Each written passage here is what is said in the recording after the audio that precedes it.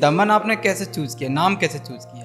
जी, तो जो हम डॉक्यूमेंट्री कर रहे थे मलेरिया के ऊपर, वहाँ से बहुत ही क्लोजली हमने देखा कि मलकानगिरी जैसे एरिया में जहाँ पे जो मेडिकल स्टाफ है वो मच्छरों को भगाने के लिए कैसे लोगों तक पहुँच रहा है।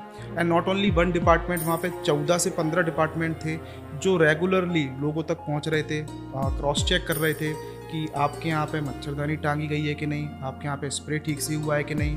आप बोल सकते हैं कि गवर्नमेंट लेवल पे जितनी भी लेयर्स होती हैं उन सब ने मिल के काम किया।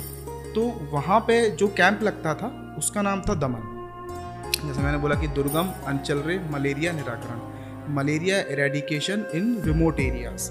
हम लोग गए बाबू से मिलने के लिए। बाबू को हमने 5 मिनट स्टोरी सुनाया है। अच्छा, 5 मिनट के बाद ही बाबू ने बोला ओके भाई आई एम इन, मैं कर रहा हूँ। अच्छा, एक बार में पसंद? एक बार में बाबू ने पसंद किया। बहुत बड़ी बात। जब लोकेशंस को हमने सेलेक्ट किया तो लोकेशन तक पहुंचने में ही सबसे बड़ी प्रॉब्लम होती थी। बिकॉज क्या है कि सिमलीगुड़ा में मुझे याद है हम लोग शूट कर रहे थे। सिमलीगुड़ा से अंदर कुछ गांव थे, दुदारी, पेंडाजाम, ठीक है, तो वहाँ तक पहुँचना ही थोड़ा सा डिफ़िकल्ट था और वहाँ पे मोबाइल नेटवर्क काम नहीं करते थे। तो कभी कभी होता था कि जो आर्टिस्ट हैं, जो लोकल आर्टिस्ट हैं, वो आ रहे हैं कि नहीं आ रहे हैं, आ रहे हैं तो कहाँ पहुँच गए, उसके अलावा फूड वैन आ रहा है कि नहीं आ रहा है, प्रोडक्शन से कुछ सामान मंगाया है वो लोकेशन तक पहुंच रहा है कि नहीं, ये हम तब तक नहीं जान पाते, या तो वो फर्स्ट पॉइंट पे नहीं है या लास्ट पॉइंट पे नहीं। देखिए क्या होता है कि पेरेंट्स जो है वो एक एज तक आपको रिस्ट्रिक्ट कर सकते हैं, करेक्ट, लेकिन उसके बाद एक ऐसी एज आती है जब आप पेरेंट्स के साथ में नहीं रह रहे हैं, जब पेरेंट्स आपको 24 घंटे मॉनिटरिंग नहीं कर सकते हैं, उसके बाद हमको ही सोचना है कि हम किस तरह का कंटेंट को कंज्यूम करना चाहते हैं। और मुझे लगता है कि ये बहुत ही इंडिविजुअल चॉइस है। अगर हम अच्छा देखेंगे, अच्छा पढ़ेंगे, अच्छा सुनेंगे तो ऑब्वियसली हम जो चीज़ को क्रिएट करना चाहते हैं वो चीज़ उसमें रिफ्लेक्ट भी होगा। अदरवाइज़ हम क्या, अगर हम पूरी चीज़ें देख रहे हैं, मेरा चॉइस अच्छा नहीं है, तो हम कुछ भी कंस्ट्रक्टिव वर्क नहीं कर पाएंगे आगे। तो मुझे लगता है कि इंडिविजुअल बेसिस पे ये चॉइस होना चाहिए कि हम अच्छे कंटेंट को ही कंज्यूम करें। अभी उड़िया मूवी इंडस्ट्री को आप लोगों की ज़रूरत है। आप जितना प्यार हिंदी मूवी को देते हैं, साउथ की मूवी को देते हैं, उतना प्यार आप उड़िया मूवी को भी दीजिए। बिकॉज आपके प्यार की वजह से ही यहाँ पे लोगों में मोटिवेशन आएगा, फाइनेंशियली स्ट्रॉन्गनेस आएगी और जो मेकर्स हैं वो कुछ अच्छा और नया कर पाएंगे। अदरवाइज़ क्या होता है कि एक लिमिटेड बजट में चीज़ों को पुल करना मुश्किल होता है।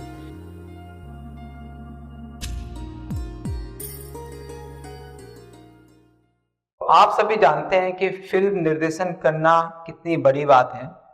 तो आज हमारे बीच में उड़ीसा के प्रसिद्ध डायरेक्टर आने वाले हैं, तो जिन्होंने दमन मूवी का निर्देशन किया। तो उनके लिए ये इंडस्ट्री पूरी तरह से नई थी और यहाँ की भाषा उनके लिए पूरी तरह से नई। इसके बावजूद भी दमन मूवी को उन्होंने उड़ीसा में ही नहीं पूरे भारत में अच्छी पहचान दिलाई और इस फिल्म के जरिए उड़िया इंडस्ट्री का बहुत बड़ा नाम हुआ है। तो चलिए आज हम बात करते हैं मिस्टर विशाल मौर्य जी से, जिन्होंने दमन मूवी का डायरेक्शन किया, निर्देशन किया। चलिए आज उनसे बात करते हैं।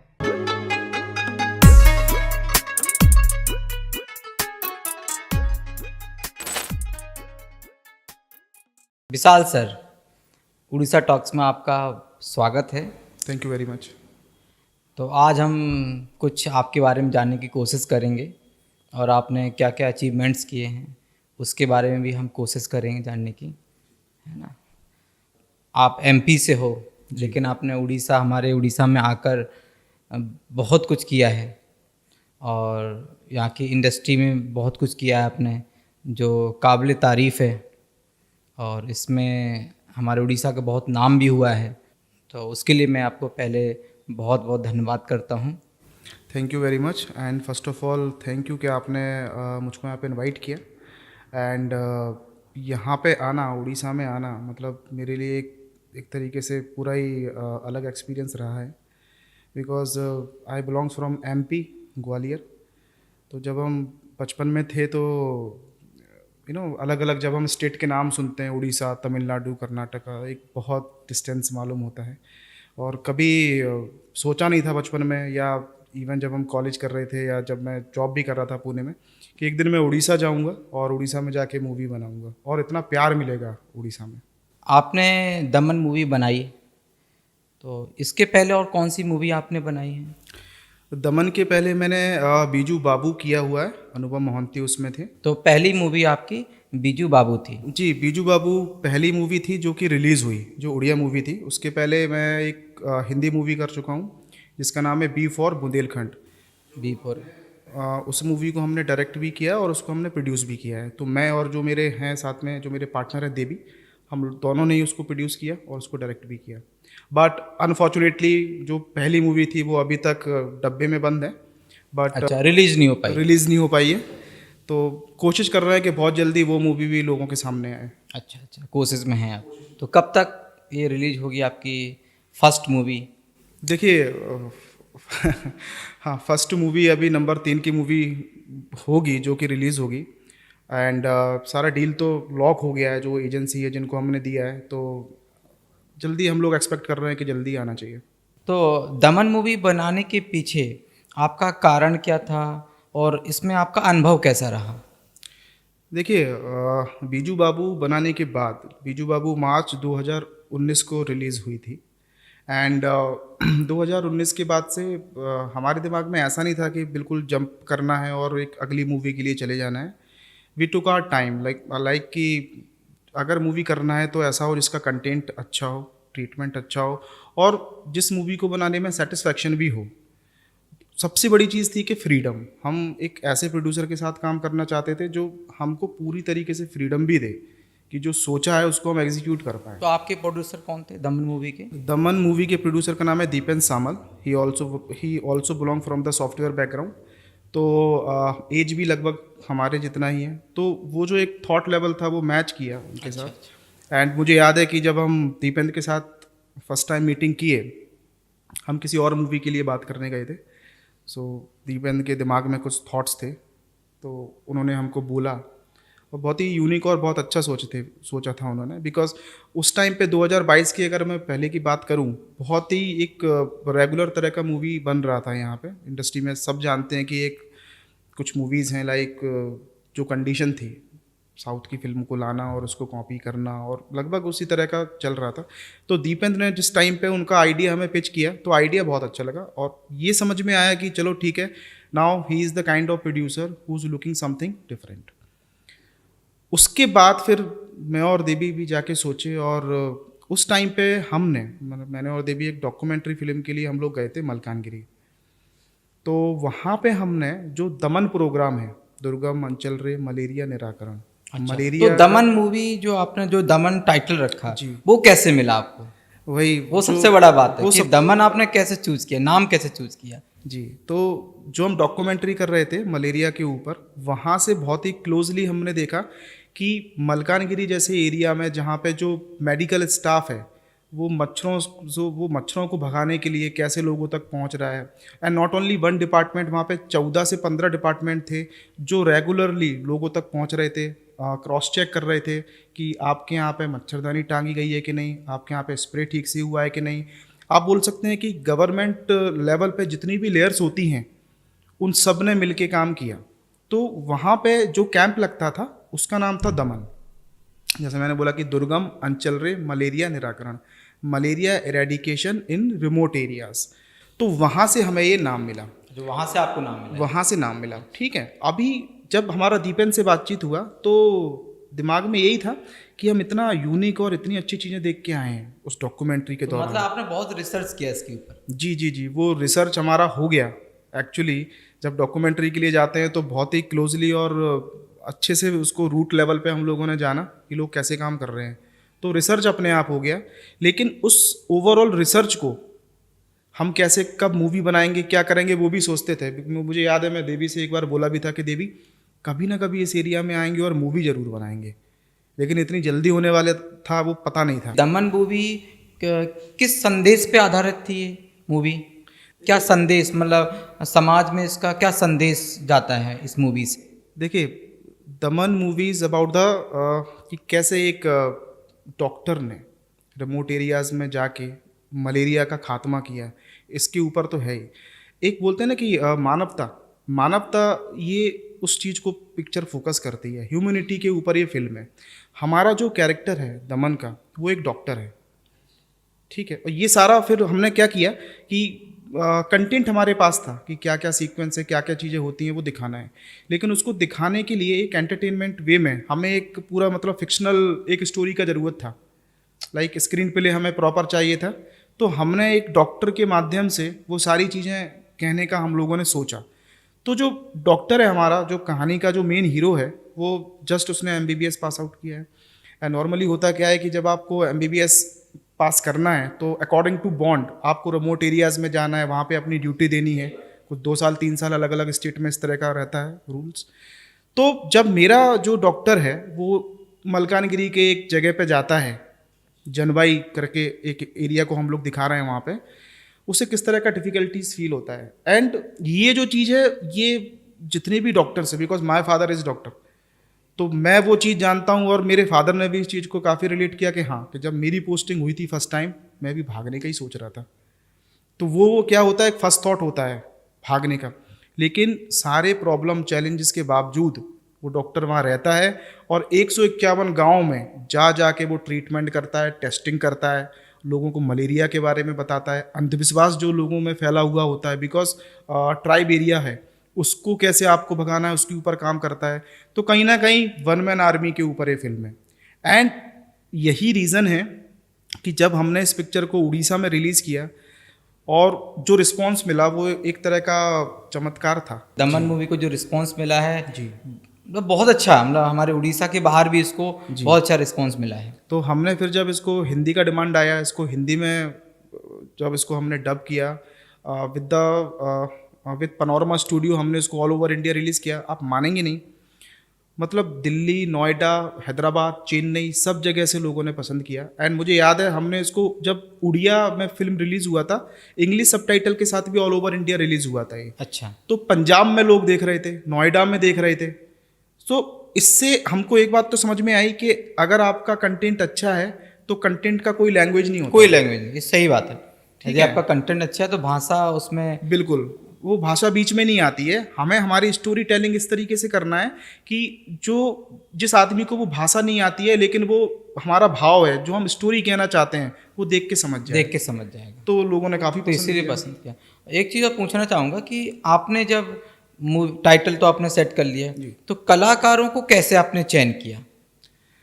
हाँ, ये बड़ा इंटरेस्टिंग चीज़ है, क्योंकि जब हम पिक्चर ये लिख रहे थे, कि कलाकारों का चयन करना बहुत मायने रखता बहुत है, difficult कि किस होता है। कलाकार को लेकर आना है, जो उस कैरेक्टर में फिट होगा या नहीं होगा, बहुत महत्वपूर्ण होता है ये। बहुत महत्वपूर्ण तो था। आपने इसको कैसे चूज किया, कैसे चयन किया?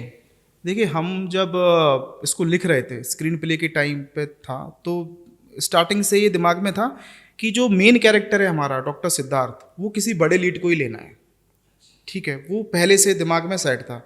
अभी किसको लें, ठीक है, बिकॉज थोड़ा सा क्या है, ऑफ बीट टाइप का फिल्म भी लग रहा था। बिकॉज कई लोगों को हम स्टोरी सुनाते थे, बोलते थे अरे ये तो डॉक्यूमेंट्री काइंड ऑफ स्टोरी है, इसमें कोई हीरोइन नहीं है, गाना नहीं है, जो सो कॉल्ड लोग बोलते हैं ना कि मसाला होना चाहिए, वो कुछ भी नहीं दिख रहा है।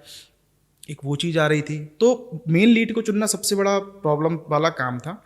लेकिन जो नाम दिमाग में आता था वो केवल बाबूशान को लेके ही आता था। बाबूशान वॉज द मैन जिसको लेके हम सोचते थे कि ये मेरा डॉक्टर सिद्धार्थ है। तो मुझे याद है कि कोरोना के टाइम पे बाबू उस टाइम पे मुंबई से आके कहीं पे क्वारंटाइन में रह रहे थे। अच्छा अच्छा।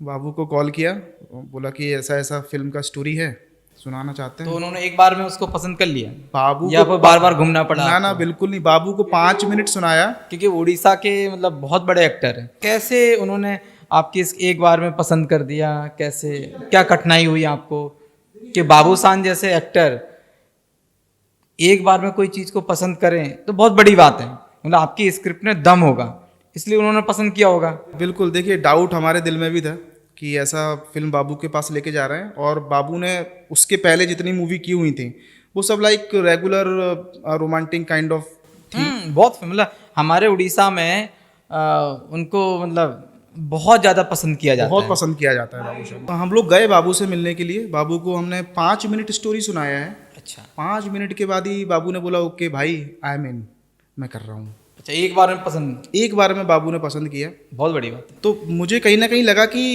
उस चीज़, वो जो इंसिडेंट हुआ उससे समझ में आया कि देखिए हर एक्टर जो होता है, चाहे वो मेन लीड हैं या फिर सुपरस्टार हैं जो बड़ी बड़ी फिल्में भी कर रहे हैं, सबके अंदर कुछ नया करने की भूख होती है। ये तो है। और सब चाहते हैं कि कुछ नया कंटेंट आए, नई स्टोरी मेरे सामने आए, नए नए तरह के कैरेक्टर्स आए।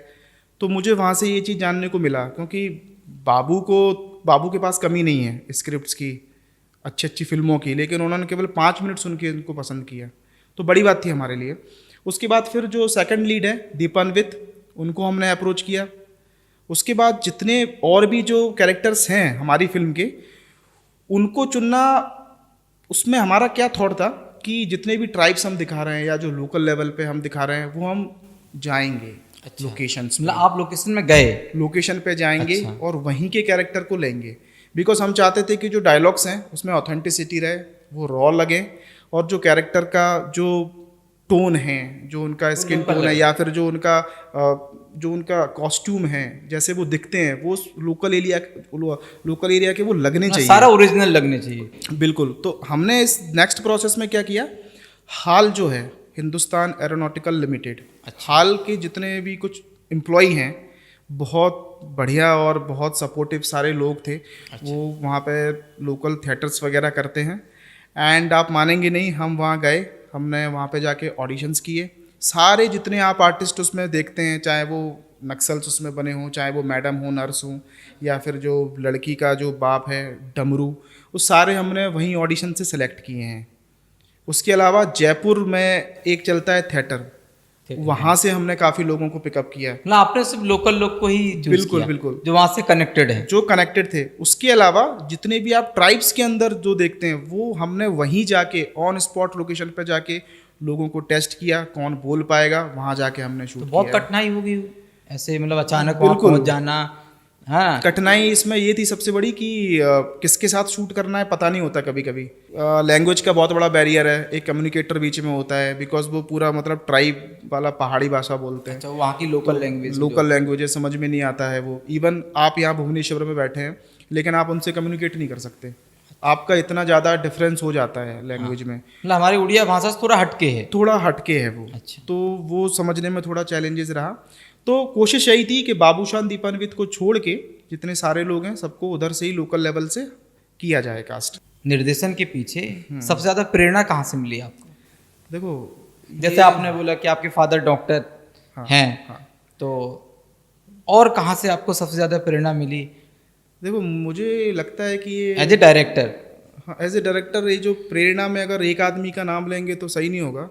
It's kind of collective effort. Because मुझे याद है जब मैं छोटा था तो फिल्म देखने का बहुत शौक था। अच्छा, मतलब जो भी फिल्म उस टाइम पे आई है वो मैंने फर्स्ट शो देखी है। शुरू से ही आप फिल्म में रुचि थी आपकी? फिल्म में रुचि है, Okay. एंड ये रुचि है बिकॉज ऑफ माय फादर। उनको गाने का बहुत अच्छा शौक है उनको। अच्छा, फादर भी आपके सिंगर हैं? मेरे फादर सिंगर हैं और कॉलेज लेवल पे गाते थे बहुत अच्छा। उसके अलावा उनका मूवीज में भी बहुत रुचि है। मतलब मूवी देखना पसंद करते हैं तो वो। इसलिए आप फादर के पद चिन्ह पे चल रहे हैं, इसका मतलब? हाँ, तो आप बोल सकते हैं कि जो इंटरेस्ट हुआ मूवी के लिए और मूवी हाँ, को इसलिए उस तरीके से देखने के लिए। बिकॉज क्या है, एज ए ऑडियंस तो सब देखते हैं, लेकिन मूवी के पीछे से देखना कि इसको किस तरीके से शूट किया है, क्या लगा होगा, वो बचपन से वो क्यूरियोसिटी मेरे दिमाग में थी। और दूसरी चीज़ है कि स्टोरी टेलिंग मुझे बचपन से पसंद रही है। मतलब मैं कहानियाँ बहुत अच्छी बनाता था, किसी चीज़ को प्रेजेंट कैसे करना है वो मैं जानता था। वो शुरू से ही आपका तो वो रुचि शुरू से रही है। तो प्रेरणा का सबसे ज़्यादा प्रेरणा कहाँ से मिलती है आपको? देखिए, ऑब्वियसली मदर फादर जो हैं सबसे ज़्यादा प्रेरणा के वही स्रोत हैं जिनकी वजह से आज मैं यहाँ हूँ और जो कुछ भी कर रहा हूँ। बिकॉज क्या होता है ना, एक टाइम मेरे लाइफ में ऐसा आया था, बिकॉज मैंने तो इंजीनियरिंग की है, जॉब भी कर रहा था, पुणे में था। तो कुछ 1.5 साल जॉब करने के बाद आई वाज लाइक एग्जॉस्टेड कि बस अब बहुत हो गया, अभी ये सॉफ्टवेयर में मैं चलने वाला नहीं हूँ, क्योंकि मन ही नहीं लग रहा है। होता है ना, एक चीज़ मैं आपको बताता हूँ क्या है, जब हम बचपन में होते हैं काफ़ी सारी स्किल्स हमारे अंदर होती हैं। हमें लगता है कि यार हम तो बैटिंग अच्छी करते हैं, बॉलिंग अच्छी करते हैं, क्रिकेटर बन जाएंगे, है ना। हाँ, ये तो होता है ना, कुछ भी स्पोर्ट्स में हम चले जाएंगे, मूवी है तो मूवी के हिसाब से हम कुछ करेंगे। लेकिन जैसे जैसे आप 9th में आते हैं, 10th में आते हैं, वो एक पढ़ाई का प्रेशर आता है बोर्ड एग्ज़ाम है, फिर उसके बाद फिर 11th है, 12th है, फिर परफॉर्म करना है। तो धीरे धीरे जो आपकी स्किल्स हैं ना वो पीछे छूट जाती हैं। मेरे साथ लकीली ये हुआ कि उन स्किल्स को मैं दोबारा से मतलब उसको मैं पॉलिश कर पाया पॉलिश कर पाए। अपनी जॉब छोड़ने नहीं, के अभी बाद। हम देख, जैसे अब समाज में देखा जाता है तो मूवी को लेके थोड़ा अलग सा ख्याल है कि आप टाइम वेस्ट कर रहे हो, मूवी देखना गलत होता है। तो आप, जैसे आपने बोला कि आपके फादर का भी रुचि था पहले से, वो मतलब फिल्म्स को बहुत पसंद करते थे पहले से। बिल्कुल। तो हाँ, तो आप क्या देना चाहते हैं, संदेश क्या देना चाहते हैं समाज को कि मूवी देखना गलत है या अच्छा है? देखिए, इसमें अच्छा और बुरा वाली कोई चीज़ नहीं है। देखिए, अगर कोई कंटेंट अच्छा है, वो अच्छा मैसेज दे रहा है, अगर आपको वो एंटरटेन कर रहा है, तो एक फादर एज ए पेरेंट कैसे चूज करेंगे कि हमारे बच्चे को यही फिल्म देखनी चाहिए? वो कैसे चूज करेंगे? देखिए क्या होता है क्योंकि कि फिल्म तो फिल्म होता है, सब तो अच्छा है। यदि सेंसर बोर्ड उसको पास कर दे रहा है, मतलब अच्छा है इसलिए वो पास कर रहे हैं, बिल्कुल तो समाज के लिए तो सारी अच्छी है। यदि समाज के लिए वो मूवी अच्छी नहीं है तो सेंसर बोर्ड को पास करना ही नहीं चाहिए। बिल्कुल। देखिए क्या होता है कि पेरेंट्स जो है वो एक एज तक आपको रिस्ट्रिक्ट कर सकते हैं, करेक्ट। लेकिन उसके बाद एक ऐसी एज आती है जब आप पेरेंट्स के साथ में नहीं रह रहे हैं, जब पेरेंट्स आपको 24 घंटे मॉनिटरिंग नहीं कर सकते हैं। उसके बाद हमको ही सोचना है कि हम किस तरह का कंटेंट को कंज्यूम करना चाहते हैं। अच्छा, और मुझे लगता है कि ये बहुत ही इंडिविजुअल चॉइस है। अगर हम अच्छा देखेंगे, अच्छा पढ़ेंगे, अच्छा सुनेंगे, तो ऑब्वियसली हम जो चीज़ को क्रिएट करना चाहते हैं वो चीज़ उसमें रिफ्लेक्ट भी होगा। अदरवाइज हम क्या, अगर हम पूरी चीज़ें देख रहे हैं, मेरा चॉइस अच्छा नहीं है, तो हम कुछ भी कंस्ट्रक्टिव वर्क नहीं कर पाएंगे आगे। तो मुझे लगता है कि इंडिविजुअल बेसिस पे ये चॉइस होना चाहिए कि हम अच्छे कंटेंट को ही कंज्यूम करें। जैसे आप वहाँ लोकल के लोगों को से मिले, वहाँ से आपने शूट किया, तो और क्या क्या चुनौतियों का सामना करना पड़ा आपको इस मूवी के दौरान? देखिए, दमन को बनाने में जो 2-3 जो सबसे बड़े चैलेंजेस जो हमें फेस आए, पहली बात तो ये थी कि दमन में हम लोकेशन वाइज पूरा रियल रखना चाहते थे चीज़ें।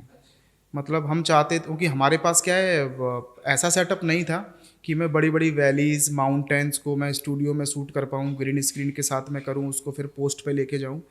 तो सबसे बड़ी चीज़ थी कि हम जितना रियल लोकेशन पे शूट कर सकते हैं हमें वो करना है।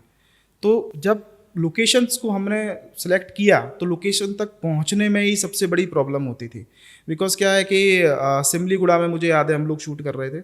सिमलीगुड़ा से अंदर कुछ गांव थे, दुधारी, पेंडाजाम, ठीक है। तो वहाँ तक पहुँचना ही थोड़ा सा डिफिकल्ट था और वहाँ पे मोबाइल नेटवर्क काम नहीं करते थे। तो कभी कभी होता था कि जो आर्टिस्ट हैं, जो लोकल आर्टिस्ट हैं, वो आ रहे हैं कि नहीं आ रहे हैं, आ रहे हैं तो कहाँ पहुँच गए, उसके अलावा फूड वैन आ रहा है कि नहीं आ रहा है, प्रोडक्शन से कुछ सामान मंगाया है वो लोकेशन तक पहुंच रहा है कि नहीं, ये हम तब तक नहीं जान पाते, या तो वो फर्स्ट पॉइंट पे नहीं है या लास्ट पॉइंट पे नहीं है। तब तक आप जान, मतलब फोन का कोई कम्युनिकेशन नहीं फोन था? का कम्युनिकेशन नहीं है क्योंकि बीच में कोई जंगल, लाइट्स नहीं, कोई कुछ नहीं। तो वो एक बड़ी चीज़ होती पूरा थी। नेचुरल वहाँ पे शूट। पूरा नेचुरल शूट था वहाँ पे, क्योंकि एक बार आप गाँव में आ गए तो बस अब आपको वहीं पे ही रहना है, जो करना है शाम तक शूट करना है, फिर वापस लौट जाना है। तो आपके पास कोई ऑप्शन नहीं बचता था। दूसरा सबसे बड़ा प्रॉब्लम था कि वेदर का। वो जो वेदर था वहाँ पे ये है कि बारिश कब हो जाए आपको पता नहीं चलेगा। और सबसे बड़ी चीज़ बताऊँ, जब हम उड़िया फिल्म की बात करते हैं तो बजट कांस्टेंट बहुत ज़्यादा रहता है। हमें एक लिमिटेड नंबर ऑफ डेज में पिक्चर शूट करनी है, ठीक है। दूसरा, जो आर्टिस्ट हैं लोकल लेवल पे, उनको हमने बोला है कि आपकी डेट्स ये हैं। तो बिकॉज वो भी क्या है, मतलब एम्प्लॉय हैं, उनको अपना ऑफिस ज्वाइन करना है, तो उनको वही लिमिटेड टाइम देना है शूटिंग के लिए। वो फिक्स टाइम में ही आपको तो जो भी है काम को खत्म करना है। बिल्कुल बिल्कुल। तो उस लिमिटेड टाइम में ही हमें ख़त्म करना है। और अगर उस दिन बारिश हो गई या कुछ और प्रॉब्लम हो गया तो उसको फिर हम आगे कैरी फॉरवर्ड करेंगे, फिर से उसको रीडिज़ाइन करना है, रीशेड्यूल करना है। तो ये सब उसमें मतलब प्रॉब्लम्स आती थी उस टाइम पे। अच्छा, ये सब प्रॉब्लम आती है। हाँ, जैसे हमने दमन मूवी का पोस्टर देखा है तो पोस्टर बहुत ही ज़्यादा अच्छा लगता है ना। तो उसमें भी वैसे ही पूरा बारिश जैसा फील होता है ना। तो पोस्टर का जो आपने पोस्टर जब लॉन्च हुआ तो उसके पीछे क्या विचार थे आपके?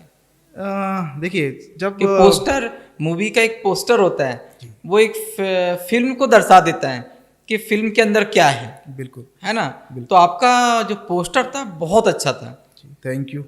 तो वो पोस्टर के पीछे की कहानी क्या है? देखिए, जब हमने फिल्म शूट कर लिया तो शूटिंग होने तक हमारे दिमाग में ये नहीं था कि हम किसी भी तरह का पब्लिसिटी करें या फिर हम मीडिया इंटरेक्शन करें। होता है ना कि शूटिंग चल रही है और मैंने मीडिया को बुला लिया कि वी आर शूटिंग दिस, आज हमने ये सीन शूट किया।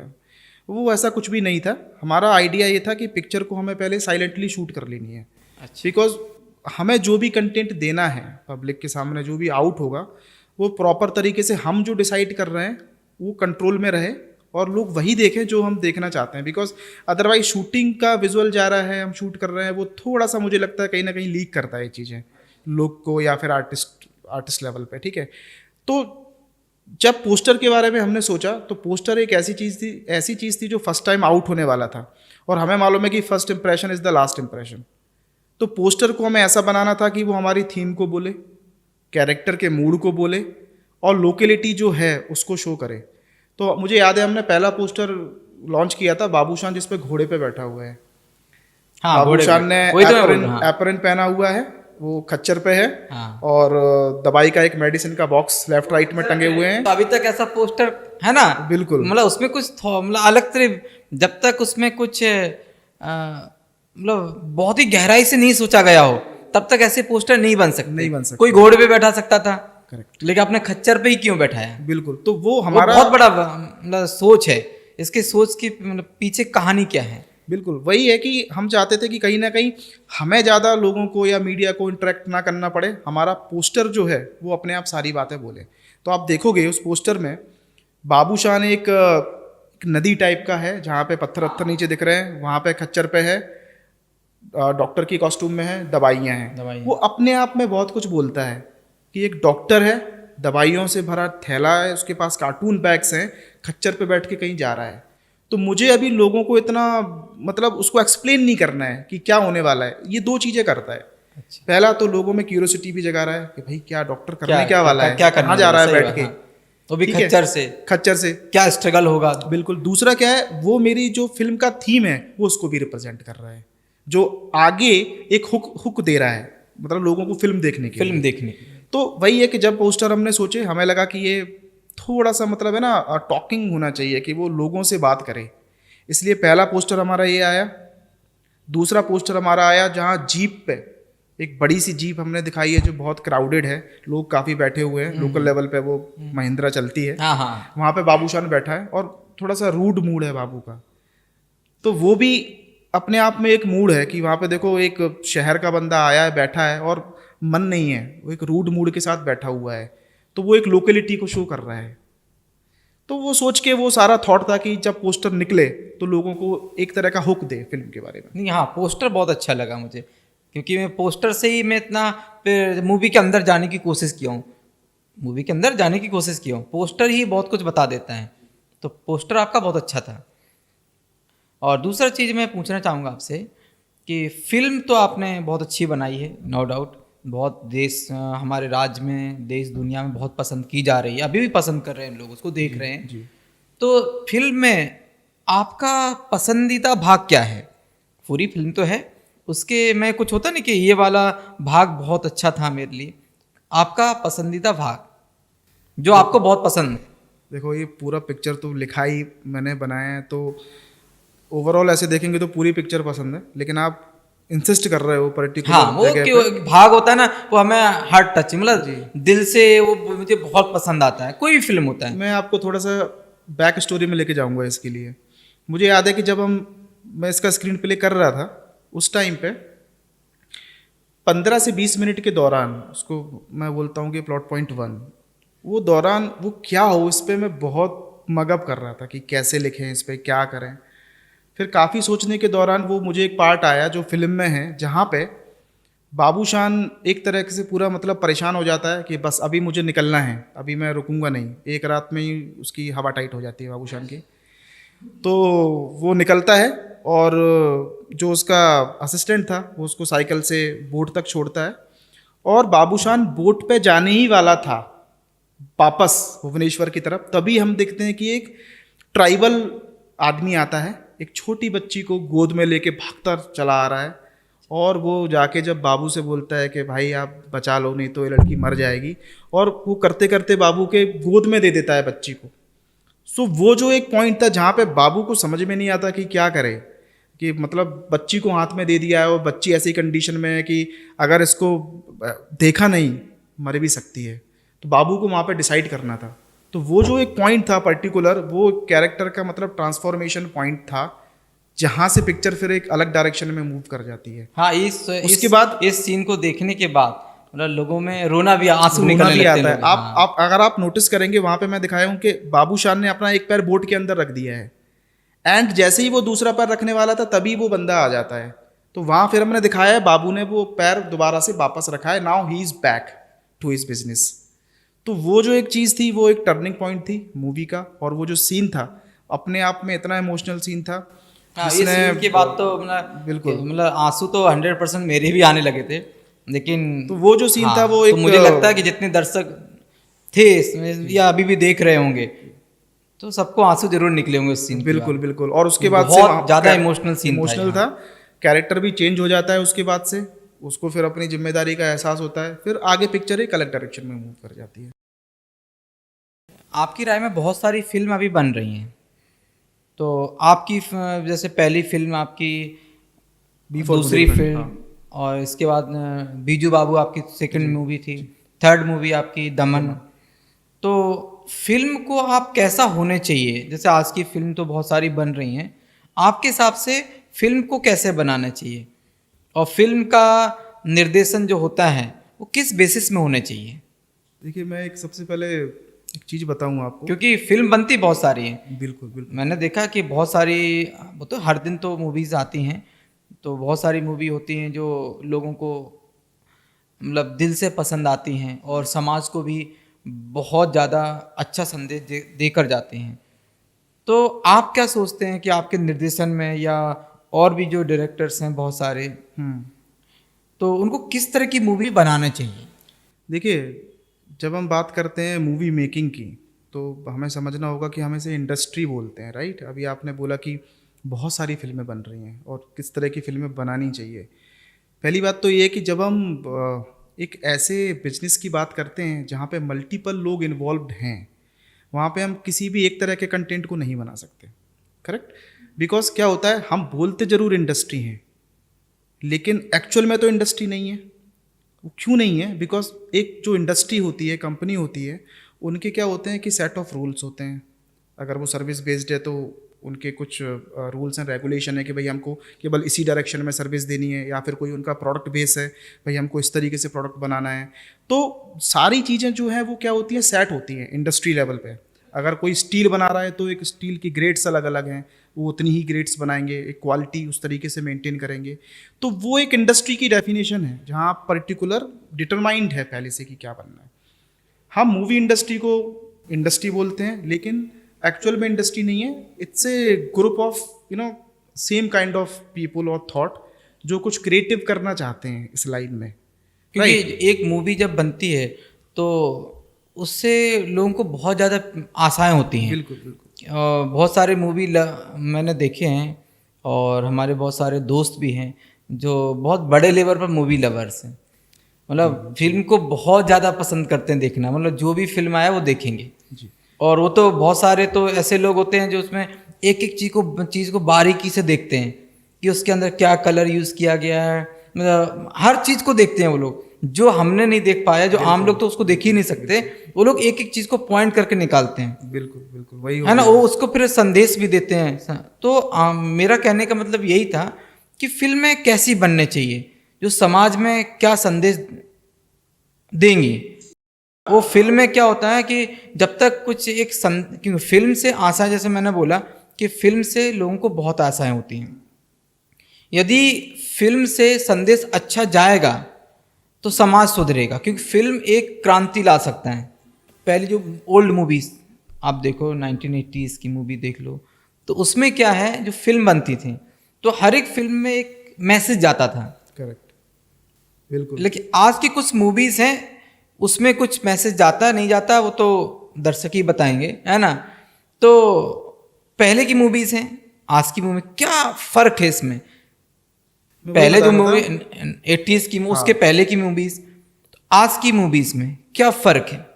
देखिए फ़र्क तो बहुत है, और मैं जैसे बता वो रहा था, कैसी मूवी कैसे होने चाहिए? वही मैं बोला था कि जो इंडस्ट्री लेवल पे अगर हम बात करें, यहाँ डिफरेंट लोग हैं, सबका अलग अलग दिमाग है, अलग तरीके से काम करता है। हाँ, वो तो सही बात है। राइट, हो सकता है कि आपको सलमान की मूवी पसंद आए, किसी को इरफान की पसंद आए, किसी को नवाजुद्दीन की पसंद आए, सबका टेस्ट अलग है। तो जब सबका टेस्ट अलग है, हम सब अलग हैं, जब हमारे कॉस्ट्यूम पहनने का तरीका अलग है, हमारे कंघी करने का तरीका अलग है, राइट, हमारी चॉइसेस सबकी अलग हैं। इसलिए जब आप मूवी मेकिंग की बात करते हैं तो यहाँ पे हर प्रोड्यूसर का माइंडसेट, चॉइसेस अलग हो जाती हैं, हर डायरेक्टर के थॉट लेवल अलग हो जाते हैं। तो हम अगर ये सोचें कि सब एक जैसी फिल्में बनाएं और जो समाज को मैसेज दें, या फिर कंटेंट ओरिएंटेड हों, या फिर सब एक जैसी दिखनी चाहिए प्रोडक्शन वैल्यू लेवल पे, वो कभी होगा नहीं। अच्छा, ऐसा हो नहीं सकता। ऐसा कभी दुनिया में पॉसिबल नहीं है। ओके, अगर ऐसा होगा तो फिर दुनिया नहीं रहेगी। Okay okay. अदरवाइज हम, अगर ऐसा होने के लिए फिर हम सबको रोबोट होना पड़ेगा, राइट, बिकॉज हम इंसान हैं, हम अलग अलग सोचते हैं, तो हमारा जो हम सोचते हैं वो हमारी क्रिएटिविटी मूवी मेकिंग में भी रिफ्लेक्ट हो। पहली बात तो ये कि अलग अलग तरह का कंटेंट ही बनना चाहिए, और उससे उसका बेनिफिट ये है कि हम अलग अलग जो ऑडियंस हैं उनको हम क्या कर सकते हैं, अट्रैक्ट कर सकते हैं। अभी मैं आपको एक चीज़ बताऊं, जो मुझसे आपने पूछा कि क्या क्या होना चाहिए। उड़ीसा गवर्नमेंट का एक बहुत अच्छा इनिशिएटिव है 5T, आप तो जानते होंगे। 5T is very famous in Orissa. तो मुझे लगता है कि फिल्म के लिए 3T होना बहुत ज़रूरी है। तो 3T में अगर मैं बोलूँ, सबसे पहले कंटेंट अच्छा होना चाहिए। डजन मैटर कि वो कॉमेडी है, रोमांटिक में जाता है, सोशल ड्रामा है, वो कोई स्टोरी ऐसी है जो मतलब रियलिटी बेस्ड स्टोरी है, what ever be the subject, content अगर अच्छे से लिखा गया है। और जब मैं कंटेंट की बात करता हूँ तो मैं स्क्रीन प्ले की बात करता हूँ। अच्छा, ऐसा मैं नहीं बोलता हूँ कि हमने केवल 4 लाइन की मैं स्टोरी बता दिया हूँ, सुनने में बहुत अट्रैक्टिव है, अच्छा, लेकिन screen play is overall presentation. हम पिक्चर को कैसे दिखा रहे हैं, कैरेक्टर को कैसे मूव करा रहे हैं, फिल्म में सीन कैसे रिवॉल्व होते हैं, high point, and points, everything is screen play. अच्छा। तो हमारा कंटेंट सबसे पहले स्ट्रांग होना चाहिए, फर्स्ट ही। सेकंड मैं बोलता हूँ ट्रीटमेंट। अच्छा। ट्रीटमेंट का टी सेकेंडरी। नाउ अभी होता क्या है कि ट्रीटमेंट में बहुत सारी चीज़ें हैं। अगर मैंने सोच लिया मेरा कंटेंट बहुत स्ट्रांग है, लेकिन अगर वो पर्दे पे दिख नहीं रहा है, अगर मेरा ऑडियो सही नहीं है, अगर मेरा विजुअल सही नहीं है, अगर मेरा लाइटिंग अच्छा नहीं है, जो मैं VFX यूज़ कर रहा हूँ वो अच्छे नहीं है, कहीं ना कहीं ओवरऑल क्वालिटी पे वो हैम्पर करेगा। ये चीज़ है। तीसरी चीज़ है entertainment, and this is the most important thing, entertainment का टी। तो जो 3T है, अगर हम इसे किसी भी फिल्म में अप्लाई कर रहे हैं, मुझे लगता है कम से कम वो फिल्म देखने लायक जरूर बनेगी। बिकॉज देखिए, commercial success is a different thing, और एक फिल्म का अच्छा होना is a different thing, right. हम कमर्शियल सक्सेस को नोबडी कैन से कि मैं बना दिया हूँ अभी मास्टरपीस और अभी ये कमाने वाली है, ऐसा अच्छा, कोई ऐसा भी नहीं दावा नहीं कर सकता। नहीं कर सकते। लेकिन हाँ, हमारी इतनी ऑनेस्टी होनी चाहिए कि हम जो भी सब्जेक्ट बना रहे हैं उसे दिल से बनाएं, अच्छे से बनाएं। सेकंड चीज़ जो आपने बोली कि एक मैसेज वाली बात है, देखिए ऑडियो और वीडियो विजुअल, जो ऑडियो वीडियो मीडियम है अपने आप में बहुत ही स्ट्रॉन्ग मीडियम है। आप जितनी चीज़ें किताब से नहीं सीखते, उतना अगर आपको एक फ्रेम भी दिखा दूं तो आपको वो ज़िंदगी भर तक याद रहेगा, आप काफ़ी कुछ से सीखेंगे। सही बात है। अच्छा, रही बात मैसेज की, हम किस एंगल में मैसेज दें वो भी डिपेंड करता है। देखिए, हम केवल मैसेज देने के लिए मैसेज दे दें, अगर हम उसको बोर स्टाइल में देंगे, nobody is going to watch your film, because यहाँ बहुत सारा इन्फॉर्मेशन, डॉक्यूमेंटेशन यूट्यूब पे और किताबों में अवेलेबल है। वो तो बहुत सारा तो लोगों को अगर मैसेज ही लेना है तो फिर तो वो किताबें पढ़ लेंगे, ठीक है। लेकिन हाँ, हमें अगर मैसेज को एज ए अंडर करेंट देना है, हमें इस तरीके से प्रेजेंट करना है कि हमारी बात भी पहुँच जाए और लोग, जो फर्स्ट चीज़ है एंटरटेनमेंट, वो भी होके निकले वहाँ से। इस फिल्म का जो आपने दमन मूवी बनाई, इसका उद्देश्य क्या था बनाने का आपका? उद्देश्य ये बहुत बड़ा बात होता है, क्योंकि कोई भी फिल्म के लिए बगैर उद्देश्य की कोई फिल्म नहीं बनाई जाती। एक अभी जो मूवीज बनती हैं मनी के लिए बनती मनी हैं। के लिए उद्देश्य पहला रहता है कि मुझे ज़्यादा कमाना है, कुछ भी उसमें मिर्च मसाला डाला जाए लेकिन कमाना है। तो आपका उद्देश्य क्या था? देखिए, एज ए डायरेक्टर अगर आप पूछोगे तो एक अच्छी फिल्म बनाना और एक ऐसी स्टोरी को सामने लाना जो लोगों ने देखी नहीं है पहले, फर्स्ट तो ये था। एंड ऑब्वियसली अगर मैं यही बोलूँ तो सही नहीं होगा, बिकॉज जब हम मूवी की बात करते हैं, हमारे जो इंटरेस्ट हैं, जो हमारे फाइनेंशियल इंटरेस्ट हैं, वो इससे जुड़े होते हैं। और at the end of the day movie is a business. अगर हम अच्छी फिल्म बना के, अच्छे प्रोडक्ट हमारा नहीं है, तो हम उससे कैसे उसको कमर्शियली आगे उसको लेके जा सकते हैं। ऑब्वियसली केवल मैं ये बोलूँ कि केवल अच्छी फिल्म बनाने के लिए लोग बस थिएटर में जाके तालियां बजाएं और बस उतर जाए, इसके लिए बिल्कुल नहीं बनाया था। पिक्चर घर घर तक पहुँचे, लोगों को पसंद आए, और ये कमर्शियली भी लोगों तक मतलब वो कुछ अर्न करे, कमर्शियली भी कमाए, उसके लिए भी ये फिल्म बनाया था। मैं आपको एक चीज़ बताता हूँ, 2022 में उस टाइम पे मुझे याद है 15 से 20 लाख में फिल्में बन रही थी, और मोस्टली क्या है, सैटेलाइट फिल्में ही बन रही थी। कोई भी प्रोड्यूसर यहाँ पे 1 करोड़ 1.5 करोड़ को लेके पिक्चर बनाने को तैयार नहीं था। क्यों? अच्छा। क्योंकि नंबर ऑफ हॉल्स कम है, पिक्चर बना लेंगे तो देखते ही नहीं है लोग। सबसे बड़ी चीज़ बोलते थे कि लोग उड़िया तो फिल्में चलती नहीं है, उड़िया लोग नहीं देखते। अच्छा, वही उड़िया लोग यहाँ पे बाकी हिंदी फिल्म देख रहे हैं, हाँ, हिंदी फिल्म देख रहे हैं, मतलब तो ऑडियंस है, फुल हाउस रहता है ना, लेकिन उड़िया फिल्म नहीं देख रहे हैं। तो जो मार्केट था, बजट था, वो 15 से 20 लाख तक आ गया था, जो केवल बड़े बड़े चैनल के लिए ही फिल्में बन रही थी। ठीक है, तो उस टाइम पे मुझे याद है, मैं था, देवी था, दीपेंद्र था, हमने टारगेट रखा था कि उड़ीसा में इतनी स्ट्रेंथ है, 4.5 करोड़ लोग हैं यहाँ पे, हमें इतना तो फुटफॉल कराना है, कम से कम 10 CR का ये फिल्म बिजनेस करे। तो 15 से 20 लाख के मार्केट में हम 10 CR का सोच रहे थे। ये आप कब सोचे? मतलब मूवी बनाने के बाद सोचे, मूवी से पहले पहले ही सोचे? ये सब हम मूवी बनाने के पहले ही सोचे थे कि इतना हमें इस पिक्चर से निकालना है, otherwise why we are making this film. हमारा पर्पस क्या है? केवल मतलब आपका भी उद्देश्य था कि मतलब इसको बहुत बड़ा रेवेन्यू जनरेट होने चाहिए। बिल्कुल बिल्कुल, एक बड़ा रेवेन्यू जनरेट करे, एक बड़ा इंटरेस्ट पैदा करे। और अभी देखिए, पिक्चर रिलीज करने के बाद पिक्चर कहाँ जाएगा ये तो कोई नहीं जानता।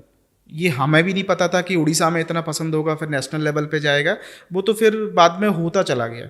लेकिन एक टारगेट जरूर हमने सेट किया था, एंड लकीली ये है कि सबसे ज़्यादा फुटफॉल करने वाली पिक्चर तो दमन बनी। हाँ, ये तो सब जानते हैं। तो ये जो इतना बड़ा सक्सेस हुआ, पहले से आपने सोचा था कि हाँ सक्सेस होगी मेरी मूवी?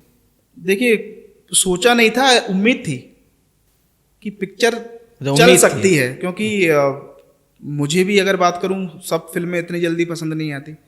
तो अगर मैं, अब ऐसा बोलना ठीक नहीं है क्योंकि सबको अपनी पिक्चर अच्छी लगती है, क्योंकि आपने उड़िया भाषा में रिलीज हुई मूवी, इसके बाद जब हिंदी का आपको कैसे ऑफर मिला, को डबिंग कैसे हुआ, कौन ऑफर दिया, कैसे आपने सोचा कि इसको हिंदी में रिलीज करने चाहिए? देखिए, हमारी फिल्म 4 नवंबर को यहाँ पर रिलीज़ हुई, और 15 से 20 नवंबर तक इस पिक्चर ने स्पीड पकड़ लिया था उड़ीसा में। अच्छा। उसके बाद से हमें इतना डिमांड आया ना कि भाई इसको आप हिंदी में भी रिलीज़ करिए, फिल्म नेशनल लेवल पे पहुंचना चाहिए। तो वहाँ से फिर हम लोग ट्रिगर हुए। अच्छा। और यही एक रीज़न है कि हमारा क्या, पहले से हमने कभी सोचा नहीं था कि इसको हिंदी में डब करके हम एक साथ डालेंगे। तो फिर हमने सोचना चालू किया। उसके बाद जो हमारे प्रोड्यूसर हैं उनको भी क्या, थोड़ा सा फाइनेंशियल लेवल पे भी उन्होंने अपना सेटअप किया, बिकॉज अगर हम इसको हिंदी में लेके जाएंगे तो हमको रिलीज़ करना है, इसको डब करना है, इसके गाने भी हैं वो हिंदी में करने पड़ेंगे।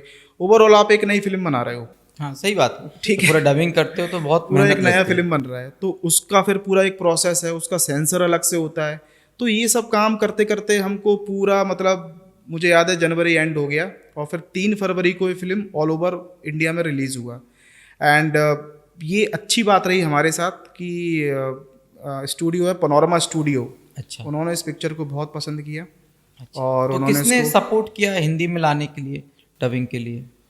सपोर्ट की अगर मैं बात करूं तो सपोर्ट तो ऐसा कुछ नहीं था, ये तो सब हमने मिलके ही सोचा अच्छा, कि खुद ही इसको किया सब। करना है। वी डिसाइडेड कि किससे हम डबिंग करवाएं। ना आपकी टीम ने मिलके सब बिल्कुल, किया? हमारी जो कोर टीम थी, हमने इसको डिसाइड किया कि इसको हमको डबिंग के लिए लेके जाना है। और उसके बाद फिर संकेत महात्रे जी हैं, बहुत बड़े डबिंग आर्टिस्ट हैं, बड़ी बड़ी फिल्मों की डबिंग करते हैं। उन्होंने जो बाबू है उनके लिए वॉइस किया। चंदन रॉय हैं, पंचायत में जो सचिव जी हैं उनके साथ रहते हैं, उन्होंने इसमें वॉइस दी है। तो बहुत अच्छा लगा उनके साथ काम करके भी, और उनको भी मज़ा आया कि इस तरह की फिल्म में और उन्होंने अपनी वॉइस दी है। एंड फर्स्ट ऑफ ऑल कि एक उड़िया फिल्म को हम लोग प्रेजेंट कर रहे थे ऐसी जगह पे जहाँ पे तो पूरे देश का काम चल रहा है, मुंबई में। तो वहाँ पे उड़िया फिल्म को जाना, रिप्रेजेंट करना, बहुत बड़ी बात है, लोगों को लाना, तो that was the huge thing for us. और जैसे अभी बोला जाए तो दमन मूवी को सरकार ने भी बहुत सपोर्ट किया है दमन मूवी के लिए। तो उड़ीसा सरकार ने इस मूवी के लिए टैक्स फ्री किया था, ये सच बात है? बिल्कुल सच बात है। और हम लोग को बहुत अच्छा लगा। मतलब सरकार से आपको बहुत सपोर्ट मिला इस मूवी के जी लिए? जी जी, काफ़ी सपोर्ट मिला। और ये सब कुछ पहले से डिसाइडेड नहीं था। इवन जब हमने फिल्म बनाई, फिल्म रिलीज तो भी इसका हो गई। मतलब उन्होंने भी आपकी मूवी को देखा? जी जी जी। और फिल्म रिलीज होने के बाद हमको पता चला कि गवर्नमेंट ने डिसाइड किया है कि इस फिल्म को टैक्स फ्री करने वाले हैं। बहुत अच्छी बात। तो अभी ये जो मूवी है वो कहाँ कहाँ, मतलब किस किस प्लेटफॉर्म में रिलीज हो चुकी है? देखिए, अभी मूवी किसी भी प्लेटफॉर्म पर रिलीज नहीं हुई है। एंड यही एक चीज़ OTT है। प्लेटफॉर्म में? हाँ, अभी यही एक चीज़ है कि जिसको लेके मुझे काफ़ी रेगुलर मैसेजेस आते रहते हैं। ओके। और मैं उस चीज़ का जवाब भी देना चाहता हूँ सभी को कि बहुत जल्दी फिल्म OTT पे रिलीज़ होगी। और मैं, सब लोग मुझे मैसेज करते हैं। मैं बताऊं कि OTT पर रिलीज़ करने का जो भी अथॉरिटी है वो फिल्म के प्रोड्यूसर के पास होता है। अच्छा तो उड़िया का ऑलरेडी हम राइट दे चुके हैं। अच्छा। So now when they will release on which OTT, they will decide. Hindi के लिए ऑलरेडी बात चल रहा था हमारा प्राइम के साथ। अच्छा। तो जितना जल्दी हो मैं भी वही एक्सपेक्ट कर रहा हूँ। क्यों, रिव्यूज़ भी देखे हैं, बहुत अच्छे मिले हैं आपको हर जगह से। हम भी आज चेक कर रहे थे तो उसमें रिव्यू बहुत अच्छे हैं आपके जी जी हर जगह से। मूवी तो मैंने भी देखी है और रिव्यूज़ बहुत अच्छे हैं आपके। और अभी उड़िया भाषा सम्मेलन हुआ था, जी तो उसमें भी आपकी मूवी को प्रोत्साहन मिला है? जी। अभी विश्व उड़ीसा भाषा सम्मेलन अभी भुवनेश्वर अभी के, हाँ रिसेंट हुआ है। जी, तो जनता मैदान में हाँ, हुआ है। जो उड़ीसा भाषा के लिए बहुत बड़ी बात है, बड़ी बात है ना? तो यहाँ पे भी आपकी मूवी को सम्मान मिला है, ऐसा? सम्मान मिला, मैं तो ये बोलना चाहूँगा कि मूवी को आइडेंटिफाई किया गया, ये बड़ी बात है हमारे लिए एक्चुअली।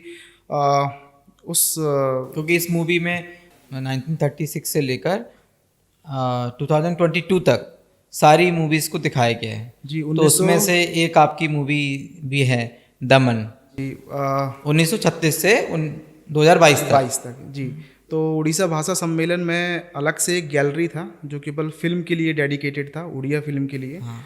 और उस एक गैलरी में पूरा बताया गया है कि उड़िया में अब तक कौन कौन सी फिल्में यहाँ पे प्रोड्यूस हुई हैं, राइट। 1936 से लेके 2022 22 तक। हाँ। तो 1936 में सीता विवाह यहाँ पे एक फिल्म बनाई गई थी। तब से लेके 2022 में दमन तक। तो दमन ये बहुत बड़ी बात है, दमन को वहाँ पे। हाँ। और हर साल में कितनी मूवी यहाँ पे प्रोड्यूस हुई हैं, वो एक ग्राफिकल रिप्रेजेंटेशन वहाँ पे उन लोगों ने किया था। तो देख के खुशी हुई कि पिक्चर को आइडेंटिफाई किया गया और उस लिस्ट में वहाँ पे रखा गया। And thank you very much OFDC जिन्होंने उसको चुना, दमन फिल्म को वहाँ पे रखने के लिए। अच्छा। और अभी जो बाबूसान, तो आपके बहुत अच्छे मित्र भी होंगे शायद, क्योंकि उनके साथ आपने मूवी की है। जी। तो बाबूसान के बारे में आप क्या, बहुत सारे अभी अपवाद सुनने को, हिंदी में बोलेंगे अपवाद सुनने को मिलते हैं, है ना? तो उसके बारे में आप क्या बोलेंगे? देखिए, एक्सीडेंट्स आर नॉट प्लान्ड। कुछ चीज़ें ऐसी होती हैं जो हम प्लान नहीं करते, वो हो जाती हैं। जैसा हम सबके साथ होता है वही बाबू के हमेशा साथ हुआ। न्यूज़ में कुछ निकलता रहता है। हाँ, मैं वही बोल रहा हूँ कि कुछ भी अगर हम नेगेटिव की बात करें या कुछ भी ऐसी न्यूज़ जो हमारे फेवर में नहीं जा रही है, वो कभी हम प्लान नहीं करते हैं, वो हो जाता है। और जब चीज़ें होती हैं तो कभी कभी हमें भी समझ में नहीं आता कि उस पर रिएक्ट कैसे करें, राइट? बिकॉज क्या होता है कि सोचते कुछ है, हो कुछ और जाता है। तो उसी का ही ये रिजल्ट होता है। तो बाबूसान के बारे में और कुछ रोचक बातें जो हों, जो दर्शकों को हमारे बता सकें आप? मैं बड़ी इंटरेस्टिंग चीज़ बताता हूँ जो फिल्म के दौरान या फिर पर्सनल जो भी हो, आप मुझे बताएं।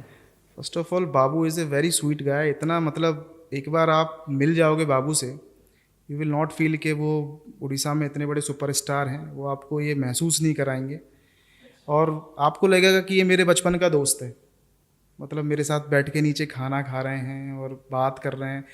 आप एक सेकंड के लिए भी नहीं सोचेंगे कि आप किसी बड़े सुपरस्टार के साथ बैठे हुए हैं। तो बाबूसान बहुत सिंपल है। He is very simple, very down to earth. और ही इज़ एक्चुअल में मतलब बोलते हैं ना कि दोस्तों का दोस्त। बाबूशान वो है। तो सबसे खुशी की बात यह है कि बाबूशान एक अच्छा दोस्त है और हम भी कुछ बोलते हैं तो उसको वो रिस्पॉन्ड करते हैं, वो कुछ बोलते हैं तो हम उसको समझते हैं। तो मुझे लगता है कि वो एक जो एटीट्यूड है और बिहेवियर जो आगे जाने के लिए वो बाबू में है। एंड फर्स्ट ऑफ ऑल मुझे जो लगता है कि जैसे मैंने बोला कि जब तमन हमने बाबू को सुनाया था, बाबू ने 5 मिनट में सुन के उसको ओके किया था। तो बाबूशान भी एक तरह के रोल, एक तरह के कैरेक्टर करते हुए आ रहे थे। तो जैसा मैंने बोला कि अच्छा काम करने की भूख, नया काम करने की जो इच्छा है वो सबके अंदर होती है, वही बाबू के साथ में है।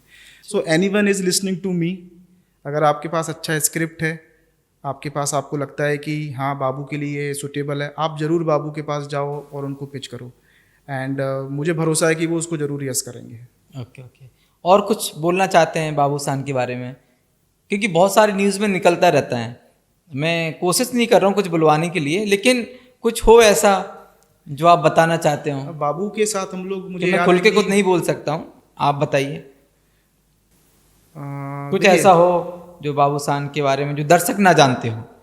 देखिए अभी जैसे आपने जितने भी बोला वो बहुत ही बड़ी चीज़ें सिंपल हैं, बहुत ही ऑनेस्ट हैं। जी, एक चीज़ बताता हूँ आपको कि जो बाबू से जुड़ी हुई ऐसी खबरें हैं जो कंट्रोवर्सी जिन्हें हम बोलते हैं, वो तो सब हाँ वही जानते वही ही वही हैं।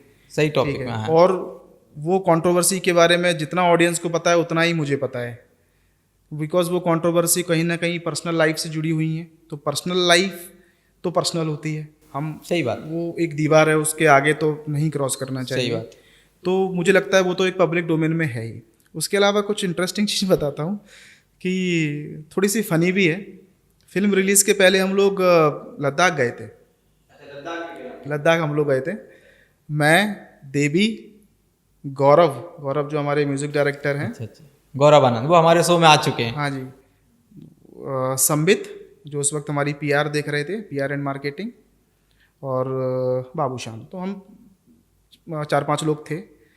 हम लोग लेह में गए और हमने सोचा कि चलो अब बाइक से लेह से चला के पैगोंग लेक तक हम लोग इसको चलाने वाले हैं। अच्छा ओके। वो पूरा बाइकिंग करने के मूड में थे हम सब लोग, बाबू, मैं, सब लोग एक साथ? सब लोग बाइकिंग करने के मूड में थे। तो ठीक है, उस दिन डिसाइड हो गया, बाइकें आई, और वो जो हिमालयन बाइक होती है बहुत भारी होती है। एंड एक चीज़ मैं यहाँ पे ज़रूर बोलूँगा लद्दाख लेह के बारे में, कि जैसा टीवी पे दिखता है ना, जैसा ऐड में दिखाते हैं, वैसा बिल्कुल नहीं है। ठीक है, वो बहुत टफ है, और वो दिखाते हैं कि भाई पैगोंग झील इतना अच्छा है और रोडें इतना अच्छा है, माउंटेन है, वैली है, जो ब्यूटी आपको जो वाइट शॉट में दिखती है ना, लेकिन जब आप एक्चुअल में वहाँ पे जाके बाइक चलाओगे, वो रोड नहीं है वहाँ पे अभी इस वक्त। तो ठीक है, मतलब वहाँ पे लैंडस्लाइड हो रही होती है, धूल उड़ रहा होता है, बहुत और रिस्क है। बहुत रिस्क है, और वो हिमालयन बाइक को संभालना, ऊपर तक जाना अपने आप में एक चैलेंजिंग काम है। मतलब आप समझो कि लेह से स्टार्ट करके आप पैगोंग तक जा रहे हो, आपने एक बहुत बड़ा अचीवमेंट कर लिया। ओके, तो उसी बीच में आपका क्या रहा? तो उस बीच वो कुछ मैंने विजुअल्स भी मैंने शेयर किए थे फेसबुक पे उस टाइम के दौरान के, जो ट्रिप के थे। तो बाबू को एक बाइक दे दिया, हम लोग मतलब वहाँ पे ब्लॉगिंग वगैरह भी कर रहे थे।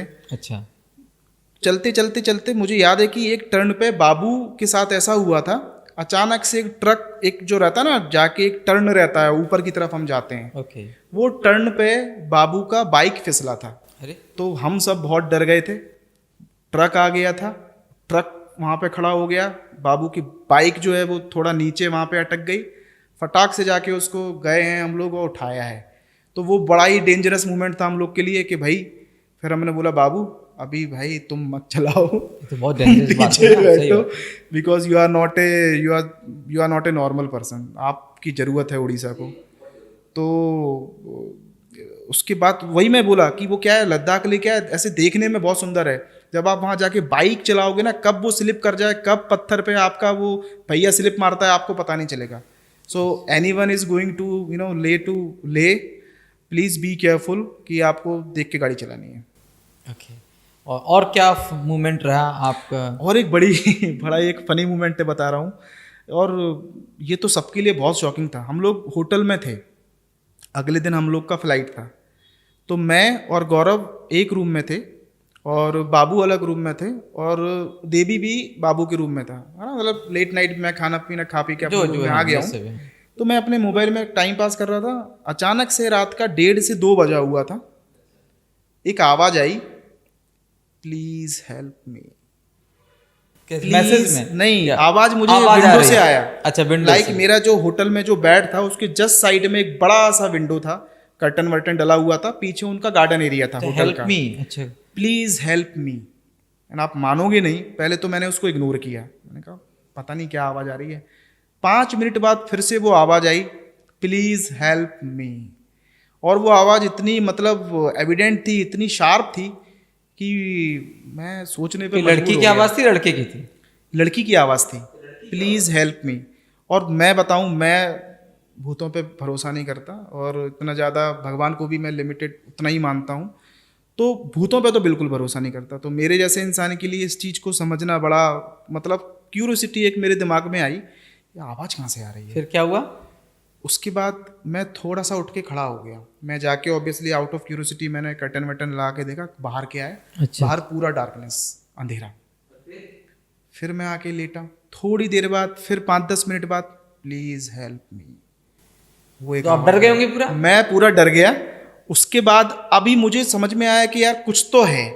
तो मैंने सोचा कि क्या मुझे तो ऐसा तो नहीं है कि मैं मतलब कुछ और मतलब मुझको हेलुसिनेशन हो रहा है, वैसा नहीं था। मैं फटाक से दूसरे कमरे में गया जहाँ गौरव था, गौरव के साथ में संबित था। मैंने बोला यार गौरव ऐसी ऐसी बात है। बोला भैया क्या बात कर रहे हो? तो गौरव वो भी डर गए होंगे? गौरव डर गया, वो भी डर गए होंगे। बोले, भैया नहीं आप बोल रहे हो सुनते हैं। तो फिर हम लोगों ने मिलके आवाज़ सुनी, फिर से आवाज़ आई, प्लीज़ हेल्प मी। अभी उसके बाद जो एक वो जो भूत वाला और आत्मा वाला जो सीक्वेंस नहीं था, वो हम सबके अंदर आ गया कि भाई कुछ ना कुछ तो है, कुछ तो है। ये सब डर गए। हॉन्टेड है, ठीक है। अब इतनी चीज होने के बाद सोचा कि चलो अभी बाबू को बोलते हैं। हम लोग गए बाबू के पास। बाबू सोया नहीं था। बाबू को थोड़ा उस वक्त क्या है, पैर में प्रॉब्लम हो रहा था।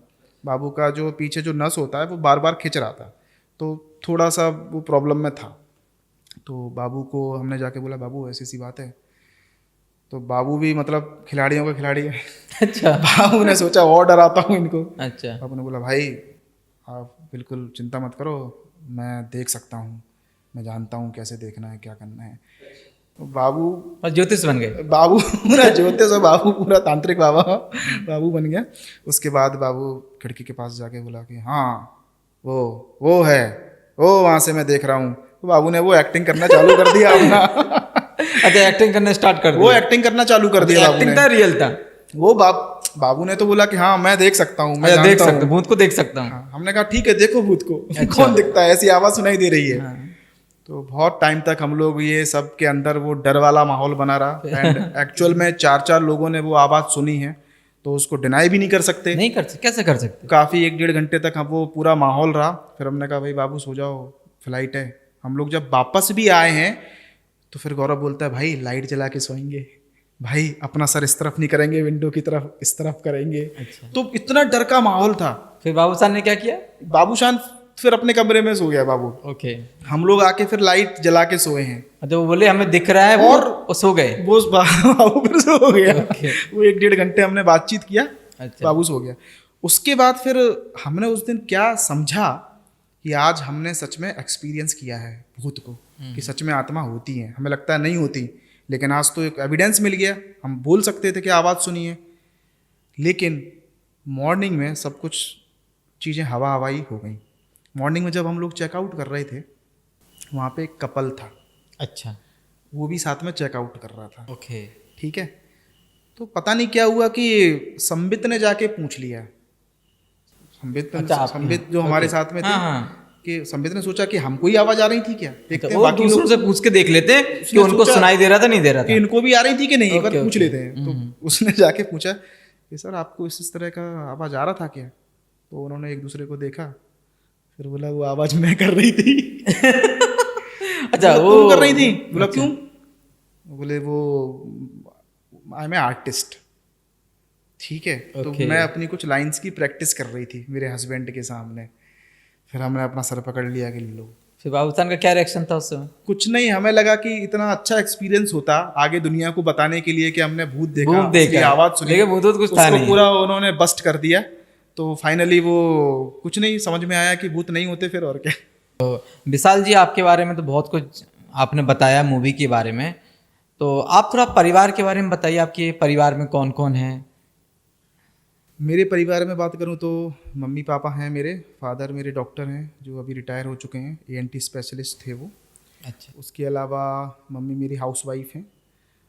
हम लोग 2 भाई हैं, एक मैं सबसे बड़ा हूँ, जो मुझसे छोटा भाई है वो भी फिल्म लाइन में ही है। तो वो कहाँ पे आपके साथ उड़ीसा में रहते हैं या फिर कहीं और MP या मुंबई इन में? मुंबई। और अभी एक फिल्म आई थी ईशान खट्टर का पिप्पा, पेपा। तो he was working as a AD in that movie. उसके पहले वो स्टार 1 के कुछ बड़े शोज हैं उसमें रहे हैं, तो वो सारे प्रोजेक्ट्स वो मुंबई में करते अपना हैं। दोनों भाई आपके मूवी में ही हैं? हाँ, हम दोनों भाइयों ने इंजीनियरिंग की है IT से, और दोनों भाई मूवी में हैं। दोनों भाई मूवी में। उसके अलावा जो सबसे छोटी है मेरी सिस्टर है, and she is a doctor, cancer specialist. वो कहाँ है, उड़ीसा में है या MP में? वो MP में अभी ग्वालियर में है। ग्वालियर। एंड जो उनके हस्बैंड हैं, he is also a doctor orthopaedic, and he practice in Kanpur.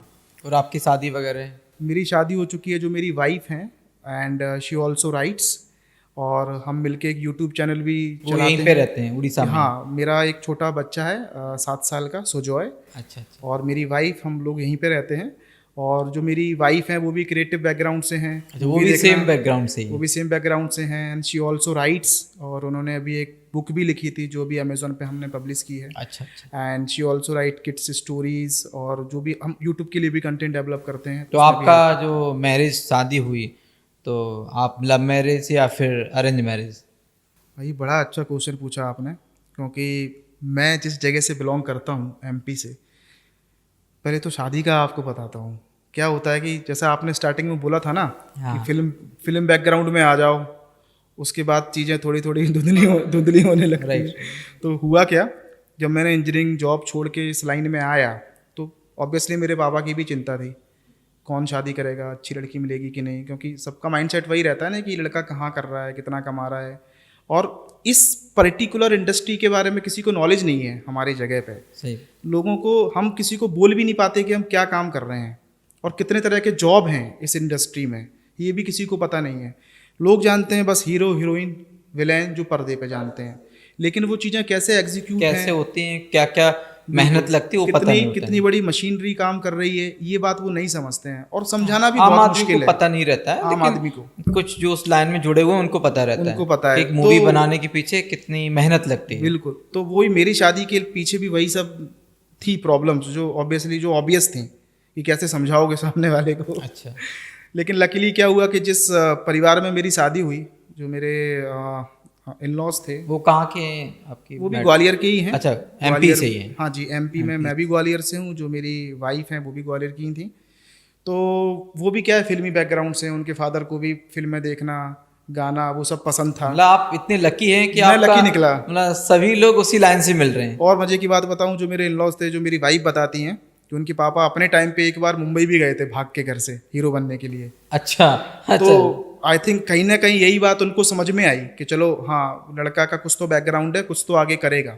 मेरी 2015 में शादी हुई थी, तो उस टाइम तो मैं एक भी फिल्म नहीं बनाया था, मैं केवल यूट्यूब के लिए ही कंटेंट डेवलप कर रहा था, कुछ कॉर्पोरेट वगैरह अलग कर रहा था। तो उस वक्त उन्होंने भरोसा जताया, उस टाइम पे उन्हें लगा कुछ ना कुछ तो लड़का कर ही लेगा, तो वो मुझे एक हेल्प मिली कि मेरी शादी में कुछ प्रॉब्लम नहीं हुई, मतलब आराम से शादी हो गई? आराम से हो मतलब गई। कोई प्रॉब्लम नहीं आई? कुछ भी नहीं। क्योंकि आपके फादर सेम बिल्कुल इंटरेस्ट रखते हैं, आपके ससुर भी सेम रखते हैं, उनको भी है ना? इंटरेस्ट सेम था, वो समझ पाए। सेम समझ पाए।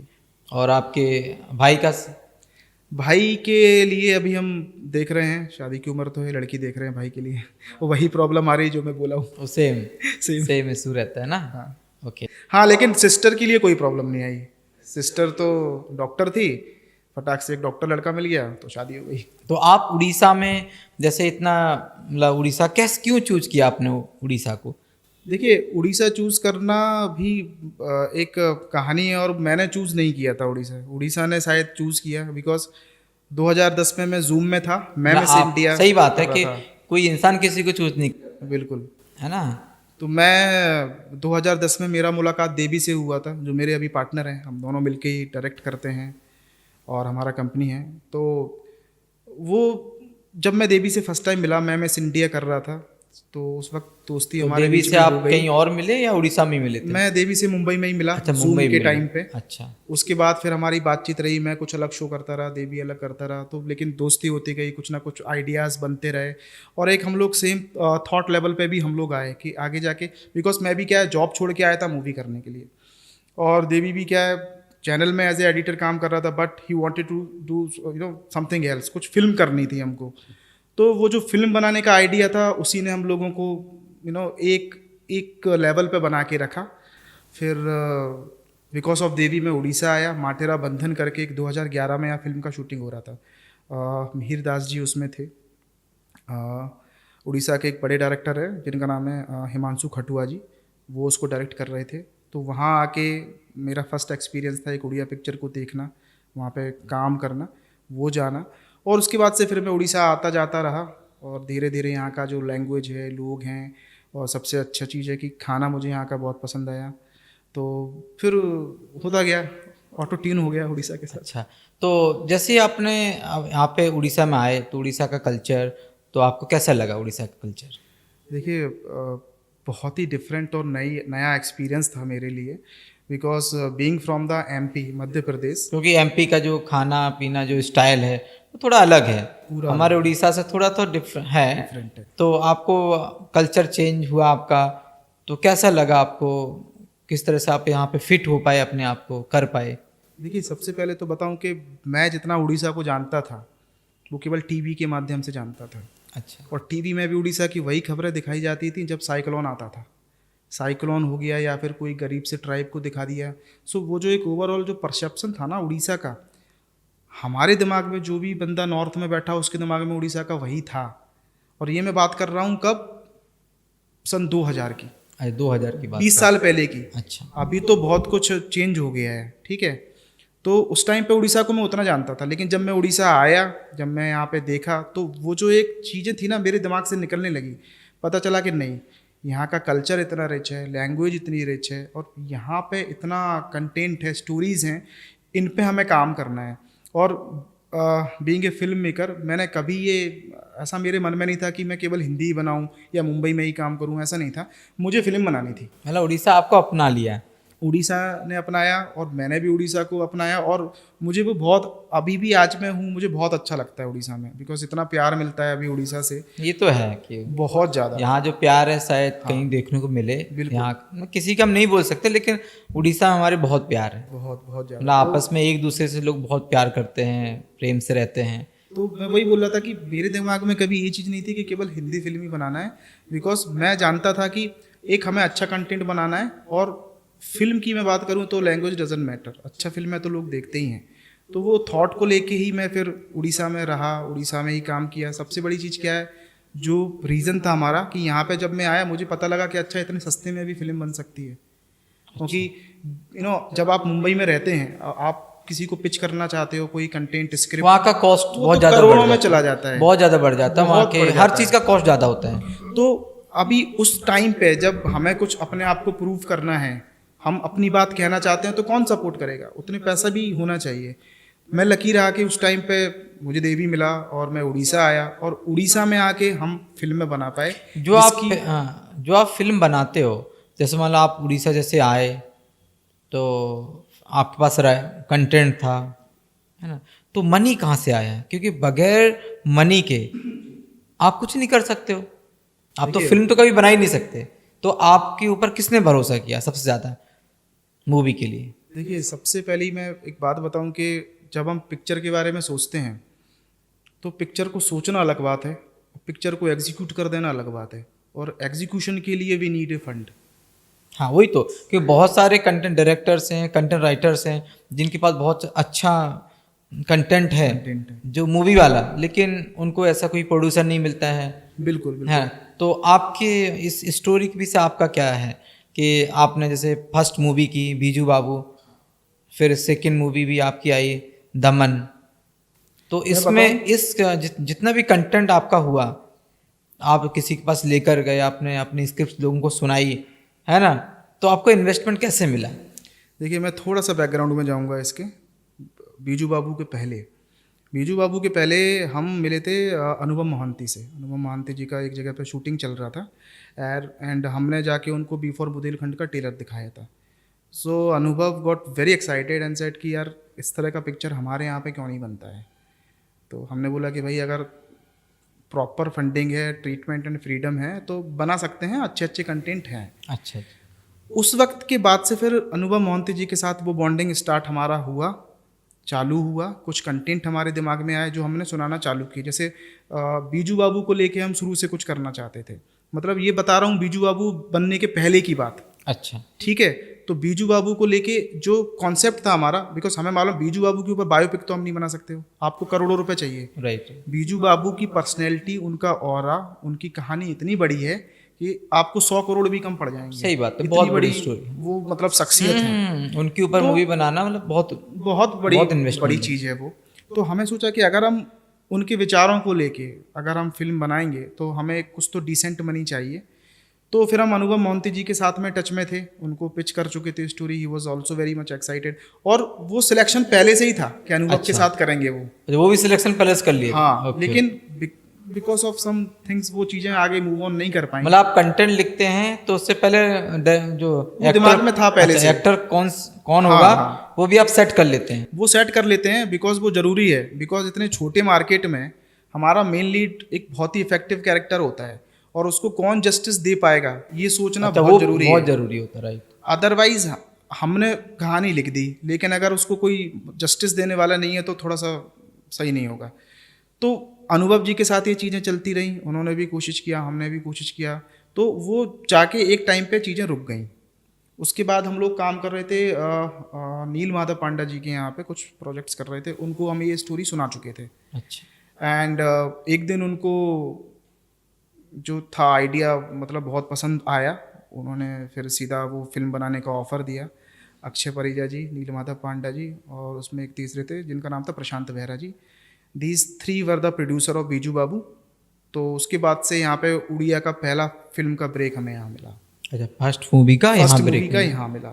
फिर बीजू बाबू बनाने के बाद तो फिर आए कॉन्सेप्ट थे दिमाग में, चीज़ें आ रही थी लेकिन बहुत ही रेगुलर था और हम लोग भी चूज़ कर रहे थे कि अगला क्या बनाएं, थोड़ा सा डिफरेंट करना चाहते थे। इसी रो में फिर आगे जाके फिर दमन की कहानी स्टार्ट हुई। ऐसे मतलब लोग आपको अपने आप मिलते चले गए। जी जी ना एक बार में सब मतलब आपका मतलब बहुत लकी हो आप, है ना, एक्चुअली कि आपके फादर, फिर आपका ससुराल, है ना, फिर सपोर्ट मिला है एक्चुअली, सब जगह सपोर्ट मिला। फिर आपका राइटिंग, जो आपने कंटेंट लिखा, है ना, इसके बाद आपको हर कोई पसंद कर रहा है उसको, चाहे वो प्रोड्यूसर हो या फिर वो एक्टर हो, मतलब एक बार में पसंद कर ले रहे हैं। ये बहुत बड़ी बात है, ये गॉड गिफ्ट है जी, गॉड गिफ्ट है। और उड़ीसा में आए तो मैं बोलूँगा कि जगन्नाथ जी की कृपा है। हाँ, उनके बगैर तो कुछ हो ही नहीं सकता। वो जगन्नाथ जी, श्री जगन्नाथ ही सब कुछ है ना, उनका ही उड़ीसा तो बोलेंगे उनका है ना, पूरा उनका है।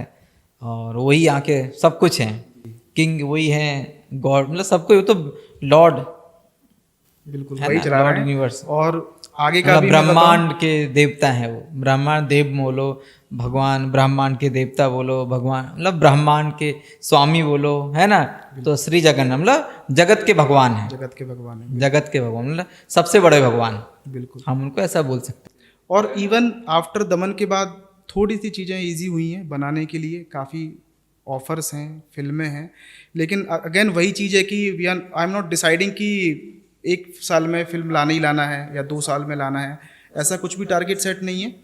हाँ, टारगेट इतना है कि हर 2-3 साल में अच्छा फिल्म लेके आना है और पूरे डेडिकेशन के साथ उस पर काम करना है। जैसे आपने बोला है कि जैसे कोई भी फिल्म बनाते हो कि आपको इजी सब कुछ मिल जा रहा है ना, और आप दर्शकों को ये बताइए, या जो बहुत सारे डायरेक्टर्स हैं बनना चाहते हैं, जो अच्छे अच्छे गुड कंटेंट राइटर्स भी हैं, तो उनको क्या संदेश देना चाहेंगे? क्योंकि उन बहुत सारे कंटेंट राइटर्स हैं जो उनके पास स्क्रिप्ट है, लिख के रखे हैं, लेकिन उनको कुछ कोई मिलता नहीं है, माध्यम नहीं मिलता है कि अपनी चीज़ों को लोगों तक पहुंचा सकें।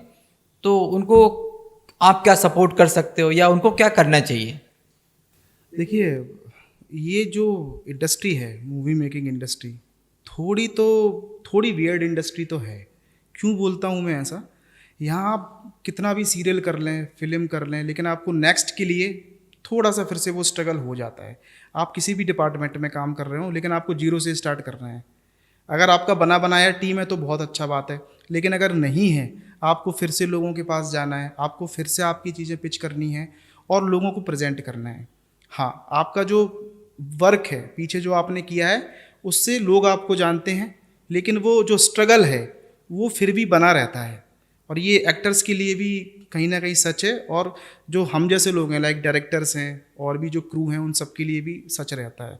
तो मैं यही बोलूँगा कि आपके पास अगर कुछ भी नया कंटेंट है, अगर आपको डायरेक्ट करना है, आपके पास अच्छा स्टोरी है, या फिर कोई यहाँ पे राइटर है, अगर आप कुछ अच्छा लिख के बैठे हो, आप लोगों तक ज़रूर पहुँचें। ऐसे लोग जो जेन्युइनली कुछ बनाना चाहते हैं, जो यहाँ के रेगुलर जो यहाँ पे कर रहे हैं प्रोड्यूस मूवी, आप उन तक जाएं और बार बार जाएं। कभी ऐसा होता है कि हम एक फिल्म के लिए जाते हैं, 2 के लिए जाते हैं, लेकिन वो होता नहीं है, एक्सेप्ट नहीं होता, तो हम इरिटेट हो जाते हैं कि अरे वो तो सुनते ही नहीं है, पता नहीं क्या चाहिए उनको।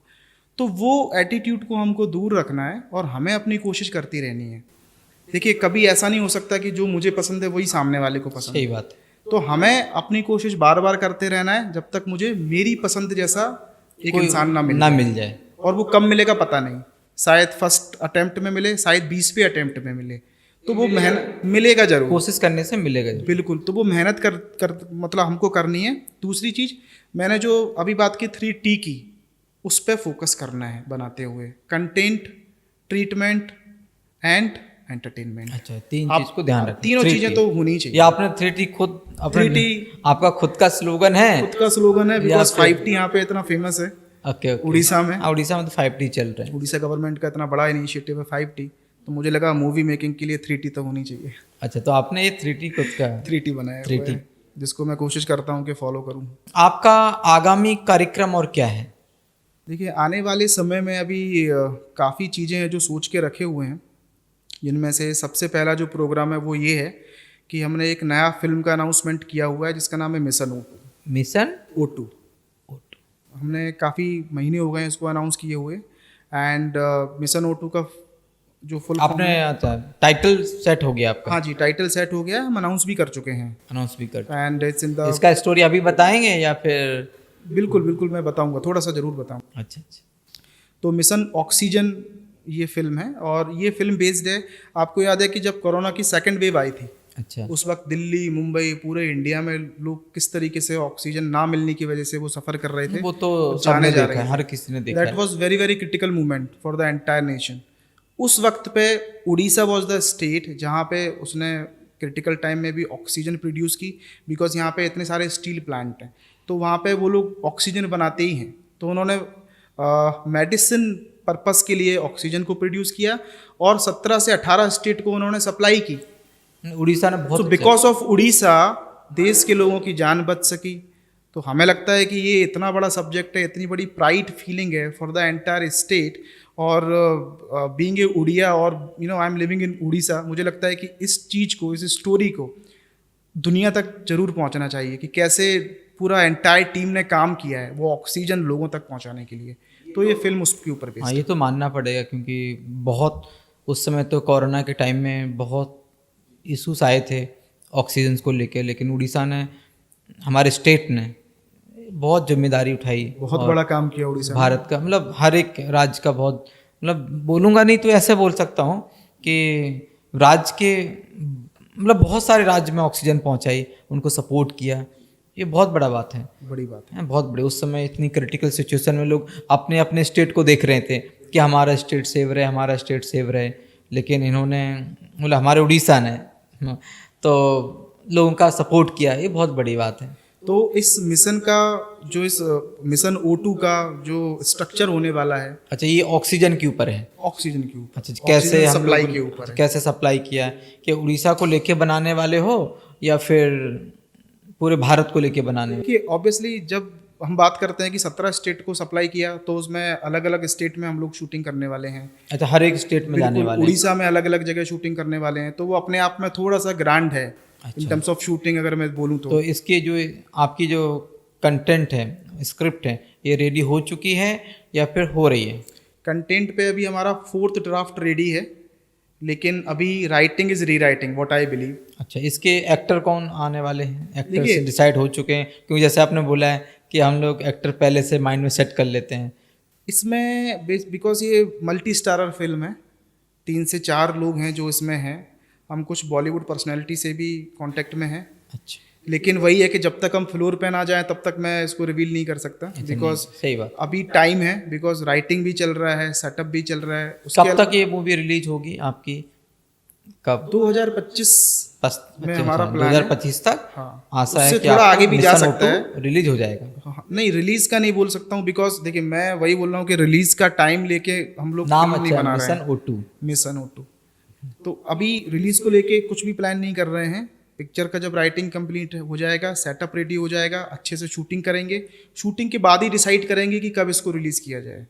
अदरवाइज मुझे जो पर्सनली लगता है, एक बार रिलीज डेट आपने डाल दिया, आप एक प्रेशर में आप आ जाते हो, सही बात। उसके बाद फिर कंप्रोमाइजेज होने लगते हैं। सही बात। तो उस चीज़ से मैं ज़रूर बचता हूँ।